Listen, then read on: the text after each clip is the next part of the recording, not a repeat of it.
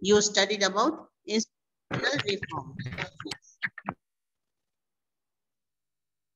Listen once again, class 10th student in geography, in lesson 4 of agriculture. Yesterday, you studied about the institutional reforms in agriculture. So technological and institutional reforms are asked usually together. हाँ, exam में एक ही साथ पूछा जाता है, कभी कभी ऐसा भी होता है कि दोनों को अलग अलग भी पूछा जा सकता है. Technological reforms means mainly the green revolution, introduction of green revolution, or the agriculture based on modern technology is known as technological reforms, which is seen in the green revolution, just after the start of green revolution. And yesterday in detail, you have written about the institutional reforms. Have you prepared the notes? Yesterday's note? Yes, ma'am. So one by one, you have to say about the points which you have written about institutional reforms. What type of reforms have been done in agriculture for betterment of the farmers and for the betterment of the production? So one of you start reading the answer of institutional reform. The union and state government have implemented many reforms for increasing the production and betterment of the condition of farmers. Following are the institutional reforms. First point is abolition of zamindari system.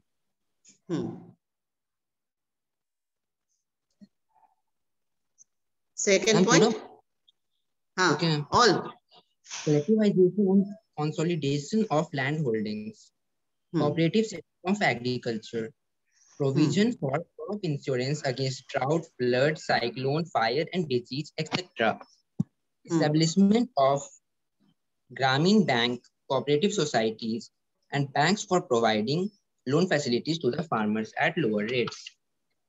Kisan Credit Card, KCC, personal accident insurance scheme for benefit of farmers.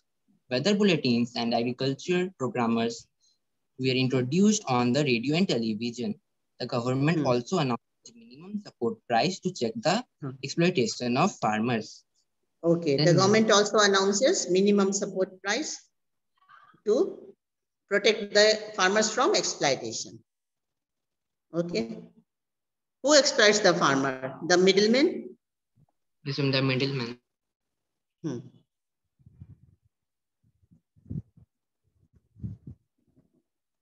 So all these points come under institutional reforms. Consolidation of land holdings means combining the land together.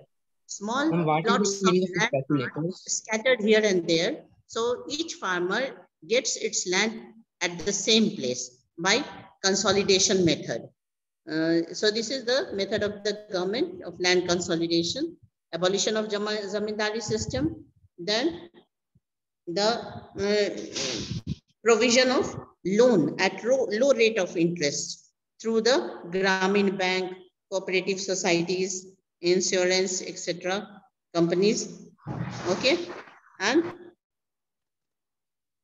crop insurance against drought, flood, cyclone, fire, disease, etc. Okay, who provides loan for the farmers? Grameen Bank, cooperative societies, and other banks. Okay, Kisan Credit Card, personal accident insurance scheme. All these are the facilities for the betterment of the farmers, for the benefit of the farmers. And then besides this, weather bulletins, agricultural programs are introduced on radio and television. And beside this, the minimum support price also is announced by the government. Okay, I think you have remembered all these points. याद हो गया है ये सारे point? Yes ma'am. अच्छा, एक एक बच्चा बिना देखे हुए एक एक पॉइंट बोलो, एक एक पॉइंट ऐड करो. सबसे पहले Hare Ram, be ready to answer. हाँ, give one point. Only one point. I make my own points. Can you? Yes, say.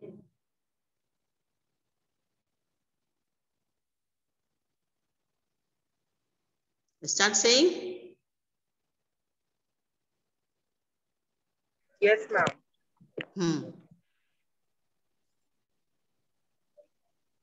Land reforms.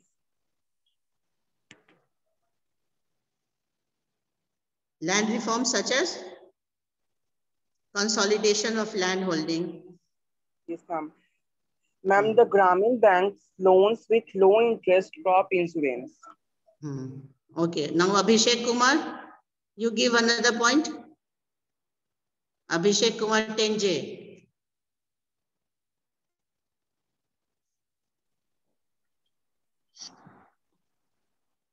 Kartik, say.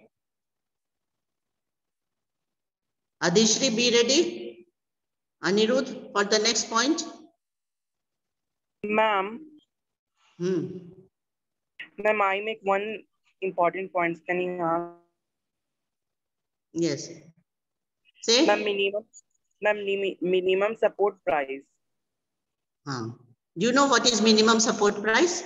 Minimum support price is the price for the crop declared by the government before its production. ठीक है ना? जब खेतों में लगा दिया जाता है अनाज और प्रोडक्शन होने के पहले ही गवर्नमेंट बता देती है कि मिनिमम क्या प्राइस रहेगा. जैसे वीट है तो पर केजी वीट का क्या प्राइस होगा, समझ गए ना?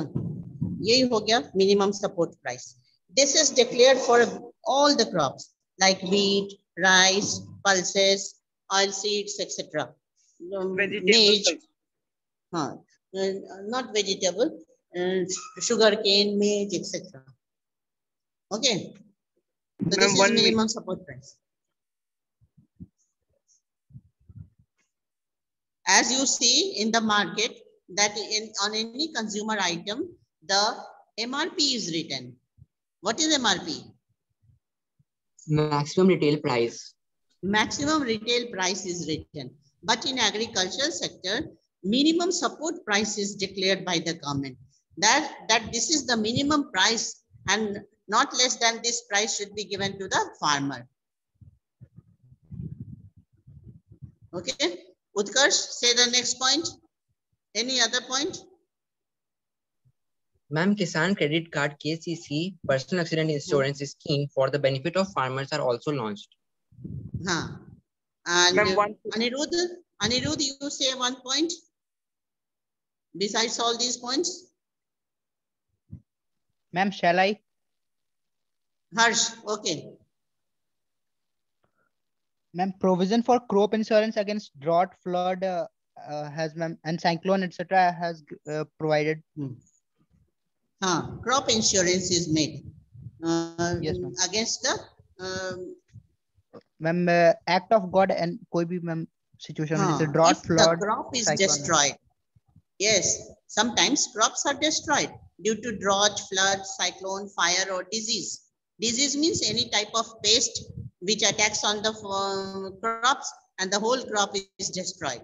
So the farmer is in loss. So to eradicate this loss, crops are insured before their production.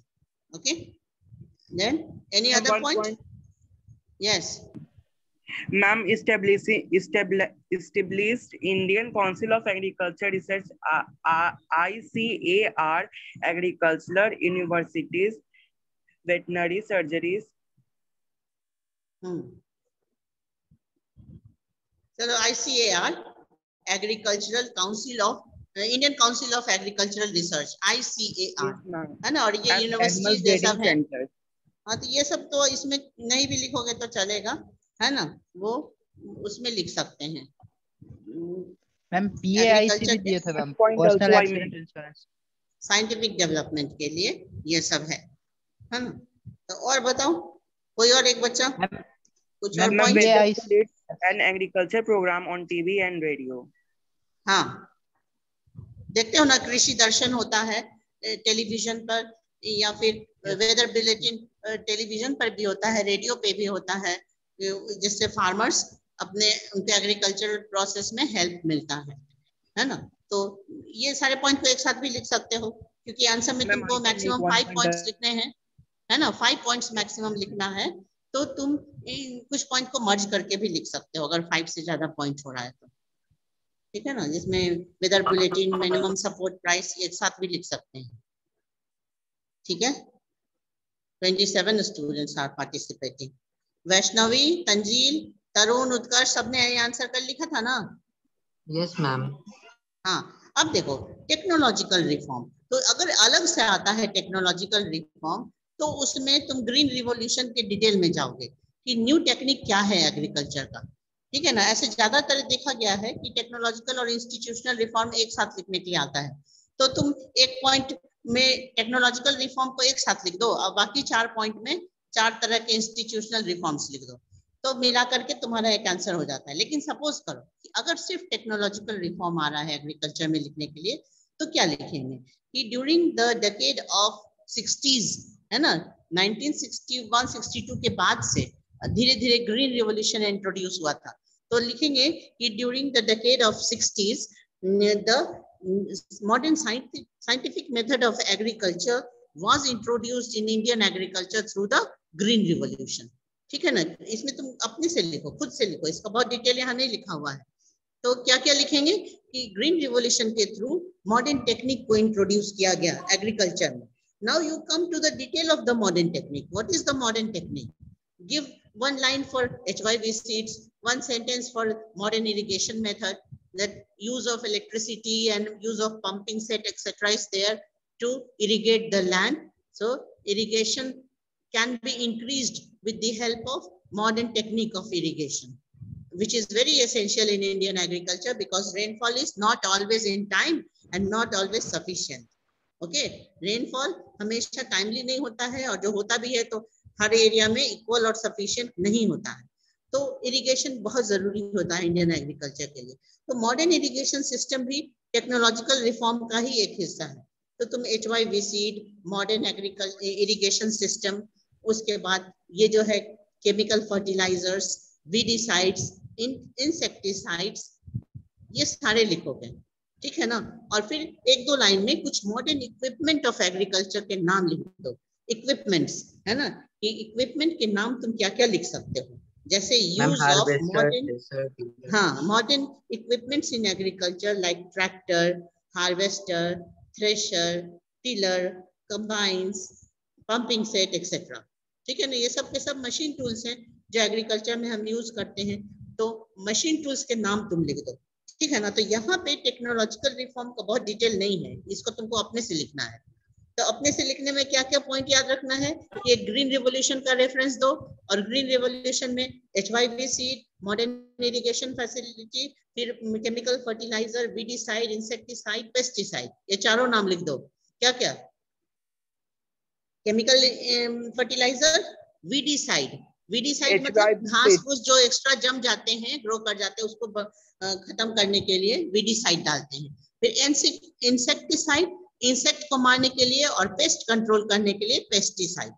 तो ये सारे केमिकल्स का भी इस्तेमाल किया जाता है, ठीक है ना। तो ये तरह तरह के केमिकल्स और फर्टिलाइजर्स जो है उसका नाम लिख दिए, और 4-5 करीब आप मॉडर्न इक्विपमेंट्स, मशीन टूल्स के नाम लिख दो कि ये टूल्स यूज करते हैं एग्रीकल्चर में। और इस तरह से मॉडर्न टेक्निक के बेसिस पे एग्रीकल्चर करने से क्या हुआ है, प्रोडक्शन 4 गुना से भी ज्यादा बढ़ा है ना। तुम इमेजिन करो कि इंडिपेंडेंस के तुरंत बाद, मतलब 1950-51 में सिर्फ 50 million metric tonne food grain produce करता था इंडिया। कितना? सिर्फ ओनली 50 मिलियन मेट्रिक टन, ठीक है ना। और अब कितना बोलो? अब करीब 250 मिलियन मेट्रिक टन। तो ये 4-फोल्ड से भी ज्यादा हो गया। हुआ कि नहीं हुआ? 4 गुना से भी ज्यादा प्रोडक्शन बढ़ा है।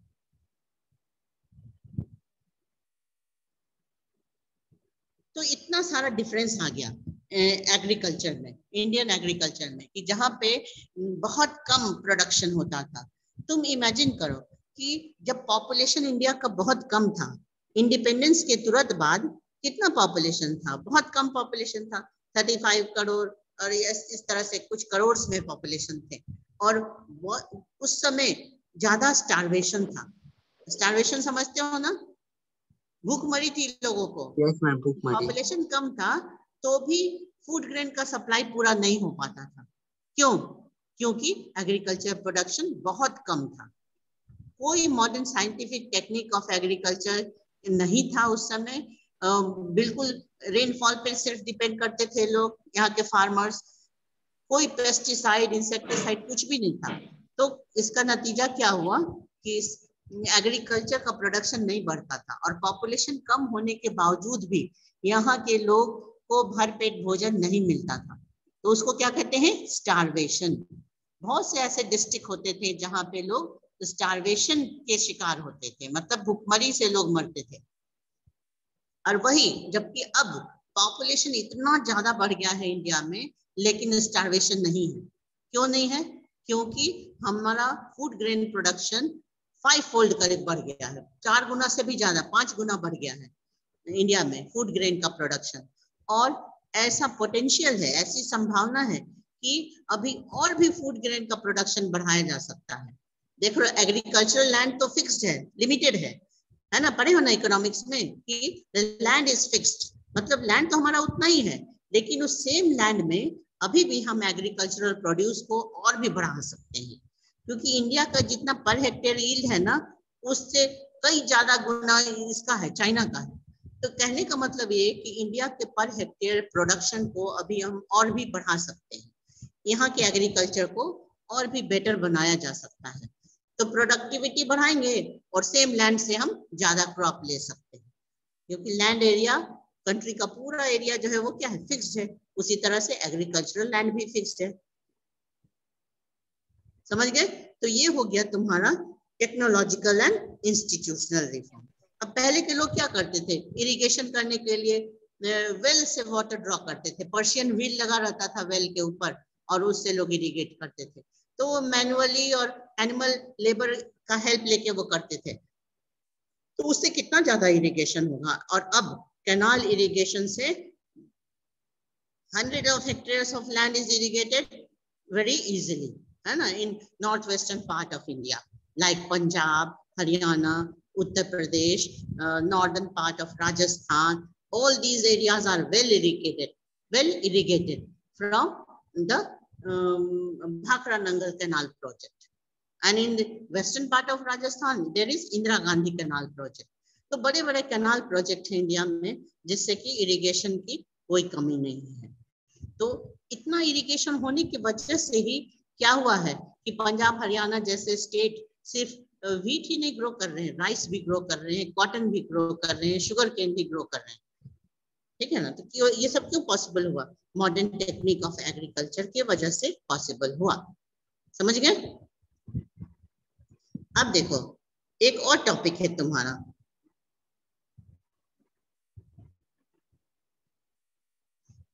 एक और टॉपिक है जिसका नाम है भूदान ग्रामदान। ठीक है ना? ये भूदान आंदोलन या ग्रामदान आंदोलन किसने चलाया था? बताओ। सबसे पहले लाइन में लिखा हुआ है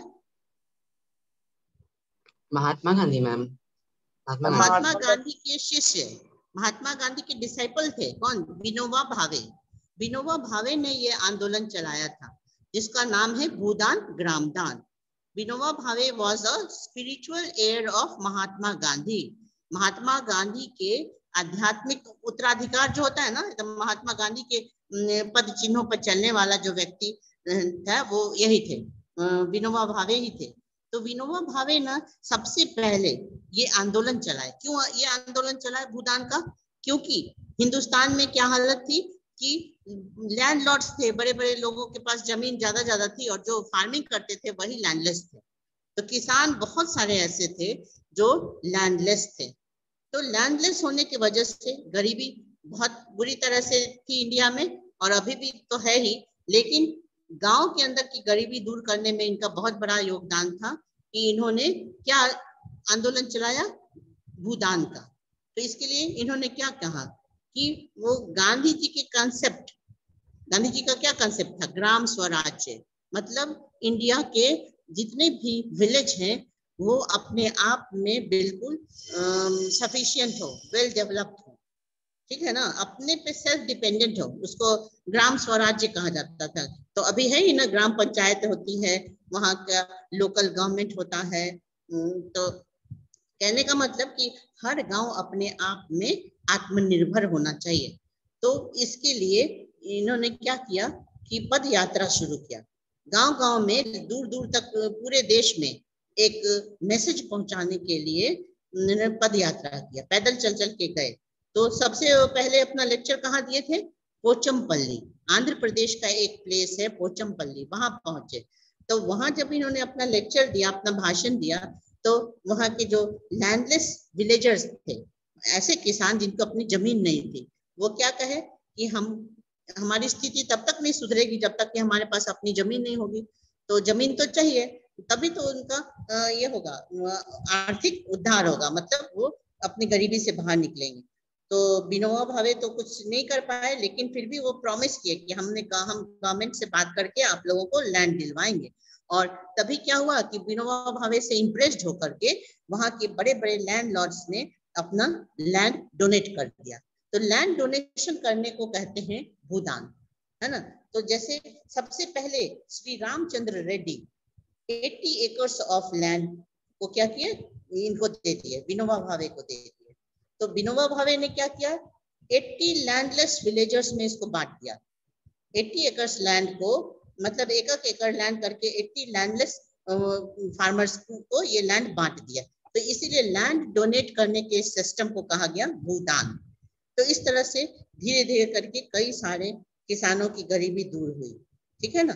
तो फिर और भी बड़े बड़े जमींदार जो थे अंग्रेज के जमाने के सब थे, तो उन लोगों ने एक बार कई विलेज ही ऑफर कर दिया विनोबा भावे को, गांव ही दान कर दिया। तो इसको ग्राम दान कहा गया, ठीक है ना। तो भूदान और ग्राम दान समझ गए कि लैंडलेस फार्मर्स को लैंड डोनेट करना।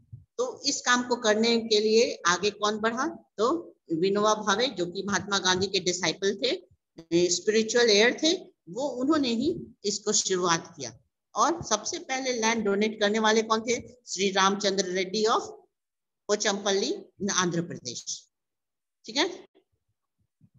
और ऐसे ऐसे करके वो कई गांव में घूमे और गांव के जो बड़े बड़े लैंड लॉर्ड्स थे उन्होंने अपना जमीन दान किया। और बाद में तो गवर्नमेंट ने एक कंपल्सरी एक्ट भी लगा दिया था जिसको लैंड सीलिंग एक्ट कहते हैं। लैंड सीलिंग का नाम सुने हो? लैंड सीलिंग का मतलब होता है कि एक सर्टेन एरिया से ज्यादा अगर किसी को लैंड है, एक्सेस लैंड है किसी के पास, तो गवर्नमेंट उस लैंड को ले लेगी, है ना। गवर्नमेंट का राइट है कि गवर्नमेंट उस लैंड को एक्वायर कर ले।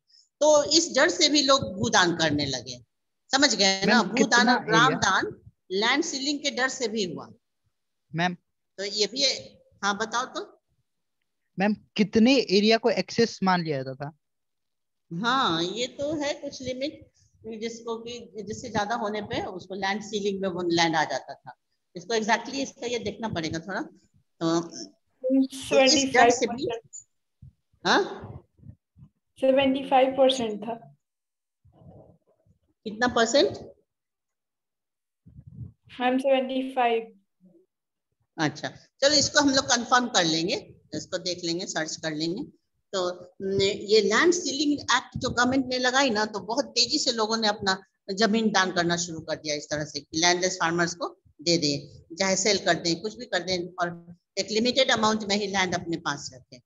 तो ये सब लैंड रिफॉर्म के अंदर ना ये सब आता है, consolidation of land holding, land ceiling act, abolition of zamindari system, ये सब लैंड रिफॉर्म के अंदर ही आ जाता है, ठीक है ना। तो जो इंडिपेंडेंस के टाइम में जो हालत थी, उस हालत को सुधारने के लिए ये सब करना बहुत जरूरी था। और अभी के समय और क्या किया जा रहा है कि एग्रीकल्चर का इम्पोर्टेंस तो इंडिया में बहुत है, यहाँ की इकोनॉमी एग्रीकल्चर पे डिपेंड कर रही है, और जीडीपी में इसका एक बहुत अच्छा शेयर रहता है हमेशा। जीडीपी में सब, अभी कोरोना टाइम में सारी चीजों का शेयर एकदम माइनस में चला गया, तो भी एग्रीकल्चर ने 3% का ये एग्रीकल्चर में शेयर दिया, एग्रीकल्चर ने जीडीपी में, ठीक है ना। तो जीडीपी में एग्रीकल्चर का शेयर कम नहीं हुआ कोरोना टाइम में भी। और इंडियन एग्रीकल्चर को मॉडर्नाइज करने के लिए इंडियन गवर्नमेंट ने और क्या क्या एस्टैब्लिश किया गया है, तो Indian council of agricultural research, Indian council of agricultural research, ये गवर्नमेंट ऑफ इंडिया का है। तो इस काउंसिल ऑफ एग्रीकल्चरल रिसर्च में अलग अलग ब्रांचेस हैं, जैसे रिसर्च ऑन राइस या potato research organisation, wheat research organisation, ऐसे ऐसे करके बहुत सारे रिसर्च ऑर्गेनाइजेशन हैं अलग अलग क्रॉप्स के। तो एक साथ इसको क्या कहते हैं, Indian council of agricultural research. अब इसके अलावा बहुत सारे एग्रीकल्चरल यूनिवर्सिटीज भी हैं इंडिया में, है ना, जैसे पूसा में है यहाँ पे, और बहुत सारी जगह उधर पंजाब में है, हरियाणा में है। तो एग्रीकल्चरल यूनिवर्सिटीज हैं जहाँ भी एग्रीकल्चर की पढ़ाई होती है, क्योंकि जो लोग वेल अवेयर एजुकेटेड होते हैं, स्किल्ड लोग होते हैं अपने फील्ड में, वो बेटर तरीके से इस काम को कर सकते हैं, ठीक है ना। और veterinary services and animal breeding centre भी हैं। वेटरिनरी सर्विसेज में जैसे एनिमल को किस तरह से ट्रीटमेंट करते हैं, उनकी किस तरह से ब्रीडिंग अच्छी ब्रीड तैयार करते हैं, ये सब भी है। पटना में भी तुम देखे हो ना वेटरिनरी कॉलेज, वो है, ऐसे ऐसे हर जगह है। फिर हॉर्टिकल्चर डेवलपमेंट सेंटर भी है। हॉर्टिकल्चर मीन्स कल्टीवेशन ऑफ, बोलो what is horticulture? Crop with the animal. Cultivation of fruits and vegetables. हाँ, cultivation of fruits and vegetables is known as horticulture. तो हॉर्टिकल्चर के ऊपर भी बहुत रिसर्च हुआ है, और उसी का नतीजा है कि अभी तुम देखते हो ना कि मार्केट में किस तरह से हर जगह, हर मार्केट में तुम देखो सब्जी और फल एकदम भरे हुए हैं, क्योंकि इसके ऊपर बहुत काम हुआ है। नहीं तो एक समय था, हम लोग अपनी बात बताते हैं, तुम लोग, हम अपने चाइल्डहुड में थे तो मार्केट में इतना फ्रूट्स और वेजिटेबल्स नहीं दिखाई देता था। वेजिटेबल्स तो दिखता भी था, फ्रूट्स बहुत कम दिखते थे। और अब के समय में क्या है कि कहीं भी किसी भी सिटी में चले जाओ, किसी भी शहर में, दिल्ली, बॉम्बे, पटना, लखनऊ, कहीं भी चले जाओ, मार्केट में फल से भरा रहता है। तो ये सब ना प्रॉस्पेरिटी की पहचान है कि कंट्री में इतना ज्यादा एग्रीकल्चर हो रहा है। फ्रूट्स और वेजिटेबल्स भी उतने ही इक्वली इंपॉर्टेंट है जितने की फूड ग्रेन्स और ऑयल सीड और पल्सेस। तो इस तरह से देख रहे हैं कि, और क्या करते हैं कि रूरल इंफ्रास्ट्रक्चर भी डेवलप कर रहे हैं। रूरल इंफ्रास्ट्रक्चर मतलब कि गांव-गांव में रोड्स होना चाहिए, तो चाहे वो कितने भी इंटीरियर में गांव है, उसमें सड़क होनी चाहिए, उसमें बिजली होना चाहिए, पीने की पानी की सुविधा होनी चाहिए। तो इन सब चीजों को हम कहते हैं रूरल इंफ्रास्ट्रक्चर। तो what is the meaning of infrastructure? Infrastructure are all the facilities provide essential facilities to the people living there, like electricity, roads, schools, colleges, hospitals, drinking water, proper sewage facility। इन सारे को अगर हम मिला के देखें ना तो इसको क्या कहेंगे? इंफ्रास्ट्रक्चर कहेंगे। तो विलेजेस में जितना ज्यादा इंफ्रास्ट्रक्चर का डेवलपमेंट होगा उतने ज्यादा लोग भी वहां रहेंगे, और वहां पे एग्रीकल्चर का डेवलपमेंट भी इतना ज्यादा होगा। समझ गए ना? तो अब तुम देखो इंडिया में अभी भी विलेजेस क्या है, सिटीज की तुलना में बैकवर्ड है। लेकिन वही तुम जर्मनी और फ्रांस के विलेजेस में चले जाओ तो वहाँ विलेज पीपल को कोई ऐसा फील नहीं होता है कि उनके पास कोई एमिनिटीज नहीं है, फैसिलिटीज नहीं है, क्योंकि उनके विलेज में भी सिनेमा हॉल भी है, स्कूल भी है, कॉलेज भी है, बड़े बड़े वेयर हाउस है। वेयर हाउस मतलब स्टोरिंग कैपेसिटी वाले जो गोडाउन होते हैं वो सब। तो वहाँ विलेज में भी हर कुछ है, रोड्स हैं, इलेक्ट्रिसिटी है, ड्रिंकिंग वाटर है, सब कुछ है। तो उनको ना सिटीज और विलेज में उनको इतना कोई बहुत डिफरेंस नहीं लगता है लिविंग स्टाइल में। लेकिन यहाँ तो अभी भी फर्क है कि गांव में इतनी एमिनिटीज नहीं है जितना कि शहरों में है। तो इसीलिए रूरल इंफ्रास्ट्रक्चर को डेवलप करना बहुत बहुत जरूरी है, ठीक है ना। जितना ज्यादा रूरल इंफ्रास्ट्रक्चर डेवलप होगा तो लोग गाँव में भी रहना पसंद करेंगे। मैम, हाँ बोलो। मैम अगर रूरल इंफ्रास्ट्रक्चर डेवलप होगा तो मैम वो रूरल रहेगा ही नहीं ना? नहीं, तब भी उसको रूरल कहेंगे। क्यों? क्योंकि वहाँ का चीफ ऑक्यूपेशन क्या होगा? एग्रीकल्चर ही रहेगा, और एग्रीकल्चर इंफ्रास्ट्रक्चर डेवलप होगा तो मैम लैंड कंज्यूम करेगा। मैम कुछ भी हो जाए, मैम अगर इंफ्रास्ट्रक्चर, विलेज तो विलेज ही रहेगा। हाँ, और इंफ्रास्ट्रक्चर बहुत जरूरी है, क्योंकि गांव में भी तो बच्चे हैं, उनको भी तो स्कूल अच्छे चाहिए, कॉलेज चाहिए। गांव के लोग भी बीमार पड़ते हैं, हाँ, उनको भी हॉस्पिटल चाहिए। अच्छे रोड रहेंगे तो हम गांव में अपनी गाड़ी हर कुछ रख सकते हैं, 2 व्हीलर 4 व्हीलर सब कुछ रखते हैं, है ना। और आजकल के तो गांव गांव में है भी, सब लोग मोटरसाइकिल और ये सब रखते ही हैं, ट्रैक्टर, ये सब कॉमन बात है। तो रोड अच्छे होने चाहिए। तो इंफ्रास्ट्रक्चर का एक बहुत बड़ा हिस्सा रोड है, तो अच्छे रोड्स बनने चाहिए। तो इंफ्रास्ट्रक्चर तो ग्रामीण मैम लैंड सड़क कंज्यूम योजना, करेगा ना। देखो प्रधानमंत्री ग्रामीण सड़क योजना इंडिया में चल रहा है कई सालों से, जिसका पर्पस एम ही है कि गांव-गांव में पक्के सड़क बनाए जाए, मेटल रोड बनाए जाए। तो ऐसी बहुत सारी योजनाएं चल रही हैं। प्रधानमंत्री ग्रामीण सड़क योजना इसको कहते हैं। फिर सर्व शिक्षा अभियान है कि सभी लोग को शिक्षा मिले। तो मतलब कि 14 साल की अवस्था तक, 6 साल से लेकर 14 साल की उम्र तक लोग को फ्री एजुकेशन मिले। तो और लेकिन अभी भी मेडिकल फैसिलिटी की बहुत बहुत कमी है इंडिया में। इंडिया में ही केरल में चले जाओ तो वहाँ के गांव-गांव में मेडिकल फैसिलिटी बहुत अच्छी है, और यहाँ पे तो नहीं है। बिहार में बिल्कुल नहीं है, बहुत सारे स्टेट में नहीं है, राजस्थान में नहीं है कि विलेज एरिया में मेडिकल फैसिलिटी नहीं है, और लोग दौड़े भागे नियर बाई टाउन में आते हैं। अगर कोई बीमार पड़ गया फैमिली मेंबर तो उनको भाग के शहर में आना पड़ जाता है। और केरल जैसे जगह में क्या है कि उनको हर जगह, हर गांव-गांव में अच्छे डिस्पेंसरी और क्लिनिक मौजूद है हर जगह। तो उस तरह का डेवलपमेंट होना चाहिए। हम किसी दूसरे देश का एग्जाम्पल क्यों लें, हम अपने केरल का एग्जाम्पल लेके और हर स्टेट में वैसा ही कर दें। वेल डेवलप्ड मेडिकल फैसिलिटी के लिए भी well developed means of transport communication चाहिए। हाँ, तो हर काम के लिए तो well developed means of transport and communication चाहिए। चाहे तो पढ़ाई लिखाई की बात हो, चाहे हॉस्पिटल की बात हो, या मार्केट आने जाने की बात हो, तो रोड तो हर हमेशा चाहिए। तो रोड इंफ्रास्ट्रक्चर का एक बहुत इंपॉर्टेंट पार्ट है। ठीक है, तो इस तरह से इंडिया के विलेजेस को बहुत बहुत अभी इम्प्रूव करने की जरूरत है। और इम्प्रूवमेंट तो है लेकिन बहुत स्पीड क्या है, स्लो है। कोरोना टाइम में सारा पोल खुल गया कि विलेजेस में कितनी बुरी हालत है मेडिकल फैसिलिटी की, है ना, कि कोई डिस्पेंसरी नहीं था। डिस्पेंसरी अगर कोई बना भी है, कोई हाउस ऐसे डिस्पेंसरी बनाया भी गया है, लेकिन उसमें कुछ भी नहीं है, ना डॉक्टर, ना कोई मेडिकल एड, कुछ फैसिलिटी नहीं, वैसे बंद पड़ा हुआ है। तो ये सब चीजों का इंफ्रास्ट्रक्चर के अंदर बहुत इंपॉर्टेंट रोल है, इसको होना बहुत जरूरी है। ठीक है ना। तो एग्रीकल्चरल डेवलपमेंट के लिए और क्या करना है, तो वो ये करना है कि जैसे Indian council of agricultural research, agricultural universities, veterinary services, animal breeding centre, horticulture development, ये सबको और भी इम्प्रूव करना है। ठीक है ना। And research and development in the field of meteorology. Meteorology means study of climate, है ना। ये पेज नंबर 44 में दिया हुआ है, फर्स्ट कॉलम में लास्ट लाइन में देखो कि development in the field of meteorology, METEOROLOGY means climatic study. Climatic study is known as meteorology. तो इसके फील्ड में भी बहुत अच्छे से काम करने की जरूरत है, क्योंकि फार्मिंग ना बिल्कुल वेदर स्टडी से रिलेटेड है।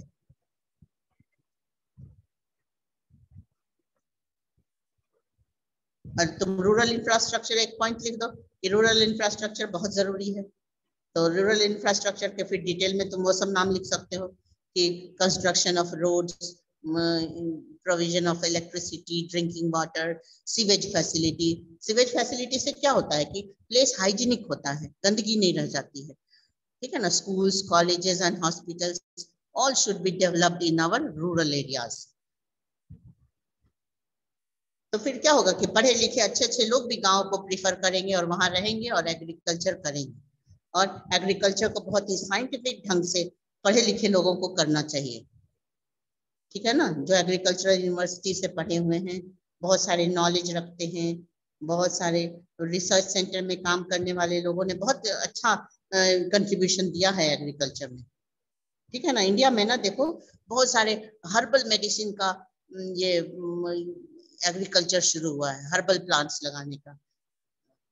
अश्वगंधा, फिर ऐसे ऐसे करके अर्जुन, एलोवेरा, बहुत सारी चीजें हैं ना जिसकी खेती की जाती है, और इसको बहुत इम्प्रूवमेंट किया जा रहा है क्योंकि आयुर्वेद को बढ़ावा देना है। तो आयुर्वेद एक ऐसा मेडिसिन है जो कि कोई साइड इफेक्ट भी नहीं है और इम्यूनिटी को बढ़ाता है। तो इसलिए उस मेडिसिन की तरफ लोगों का ज्यादा ध्यान जा रहा है, और उसके लिए फिर एग्रीकल्चर में हर्बल प्लांट्स की खेती करनी जरूरी हो गई है, और ये बहुत जगह बढ़ाया भी गया है। ठीक है ना। तो तुम लोग को ना एग्रीकल्चर में बस इतना ही तक पढ़ना है, ये फूड सिक्योरिटी नहीं पढ़ना है। ये देख रहे हो ना पेज नंबर 44 के सेकंड कॉलम में फूड सिक्योरिटी, ये नहीं पढ़ोगे और आगे भी नहीं पढ़ना है, ये सब क्रॉस किया हुआ है। Impact of globalisation on agriculture, ये भी नहीं पढ़ना है। ठीक है, अब तुम्हारा टाइम ओवर हो रहा है, अब यहाँ हम कंप्लीट कर रहे हैं।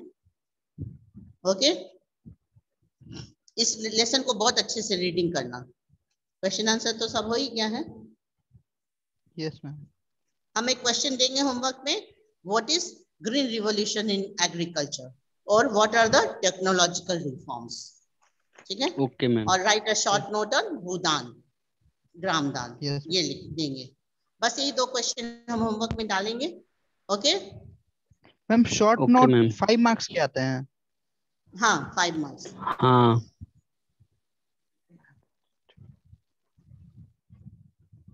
देखो फूड ग्रेन प्रोडक्शन का ना एक डेटा भी दिया हुआ है तुम्हारे पेज नंबर 45 में। मिलियन टन्स में ये डेटा है कि राइस का प्रोडक्शन कितना था और अब कितना हुआ है, व्हीट का प्रोडक्शन पहले कितना था अब कितना हुआ है, ऐसे करके इसको तुम देखो। और न्यू डेटा भी हम निकाल सकते हैं 2019-20 का, इसमें से गूगल से सर्च करके कि अभी व्हीट और राइस का प्रोडक्शन कितना है और इंडिया का क्या रैंक है। ठीक है ना। और पल्सेस और ऑयल सीड्स के बारे में तुमको बता चुके थे कि इंडिया नंबर 1 पे रहता है पल्सेस और ऑयल सीड के प्रोडक्शन में, लेकिन होम डिमांड को फुलफिल नहीं कर पाता है क्योंकि पॉपुलेशन बहुत ज्यादा है और इसलिए इंपोर्ट करना पड़ता है। ठीक है ना, कुछ इंपोर्ट भी करना पड़ता है, पल्सेस भी और ऑयल सीड्स तो खास करके इंपोर्ट करना होता है। Okay, so I am stopping my class here, so bye all of you। Goodbye bye ma'am. Ma'am. हाँ कल भी एक क्लास होगा, बस उसके बाद नेक्स्ट तुम्हारा हिस्ट्री सिविक्स हो जाएगा। ओके, यस नोट्स तैयार करते Have a रहना, nice- लेसन की रीडिंग कर लेना। Yes ma'am. Okay, have a nice day ma'am. Bye. You ma'am.